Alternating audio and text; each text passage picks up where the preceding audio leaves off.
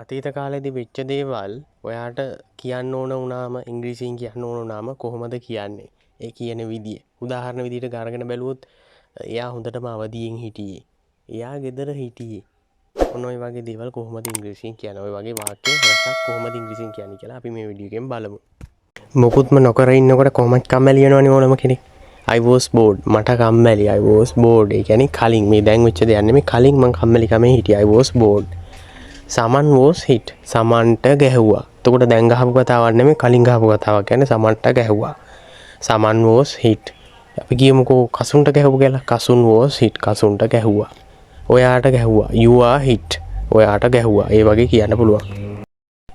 ආයි නිතරම කියන එකක් තමයි එයා ගෙදර හිටියා. She was at home. අම්මා ගෙදර හිටියා. Mother was at home. තාත්තා ගෙදර හිටියා. Father was at home. අයියා ගෙදර හිටියා. Brother was at home.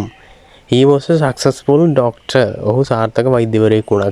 කරන සැත්කම සාර්ථකයි නම් දෙන බෙහෙත් හොඳයි නම් ඉක්මනට ලෙඩ අසනීප හොඳ වෙනවා නම් ඔහු සාර්ථක වෛද්‍යවරයෙන්නේ. He was a successful doctor. එයා එළියට ගියා වහින වෙලාවේ කොච්චර කිව්වත් ඇහුවේ නෑ. වහින වෙලාවේ එළියට යන්න එපා කියලා මම ඊයේ කිව්වා. ගියාම යන්නම ඕන වුණා එයාට.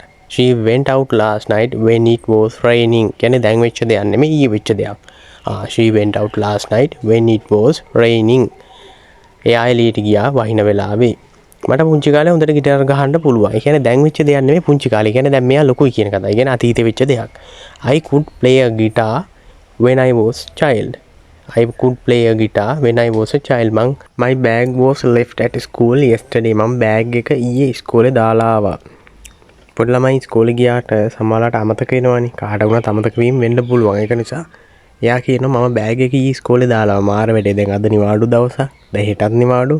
අනිද්දා තමයි මට බෑග් එක ගන්න වෙන්නේ. My bag was left at school yesterday. මේක අතීතේ වෙච්ච දෙයක්. Neither the employees nor the boss was at work. සේවකයෝ හරි ලොක්කෝ හරි වැඩ කළේ නෑ. Neither the employees nor the boss was at work.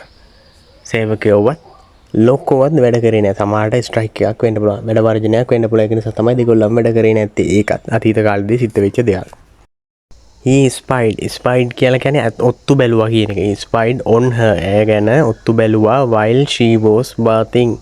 එයා නාන වෙලාවේ ඔහු ඔත්තු බැලුවා කවුරු හරි එනවද නැද්ද කියලා. I wasn't prepared for this. මම මේකට රෙඩි වෙලා හිටියේ නෑ. රෙඩි වුණේ නෑ. ඒ කියන්නේ කලින් වෙච්ච දෙයක්. දැන් වෙච්ච දෙයක් නෙමෙයි.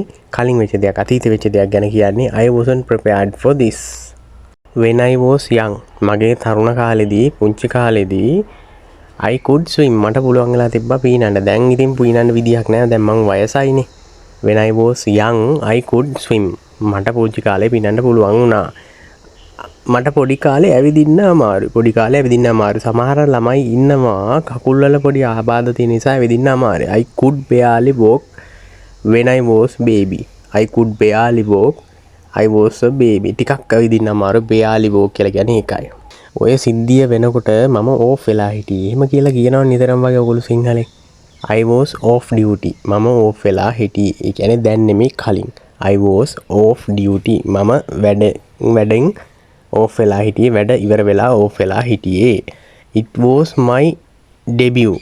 ඒක මගේ මංගල දර්ශනය. එක ෆිල්ම් ෆෙස්ටිවල් වගේ තියෙනවා කියලා හිතන්නකෝ. ඒ වගේ වෙලාවක නැත්තම් මොනවාම හරි උත්සවයක් නැටුම් සංදර්ශනයක් මොකක් හරි දෙනවා. ඒක පළවෙනි සංදර්ශනය ගැන කියනවා තමයි. මෙතන තියෙන්නේ මම පහර දුන්නා නෙමෙයි මට පහර දුන්නා. ඒ කියන්නේ මට ගැහුවා කියන එකට I was assaulted. assault කියලා කියන්නේ පහර දෙනවා. assaulted ed එකතු වුණාට පස්සේ අතීතයට යනවා. I was assaulted. මට පහර දුන්නා. That was so cool.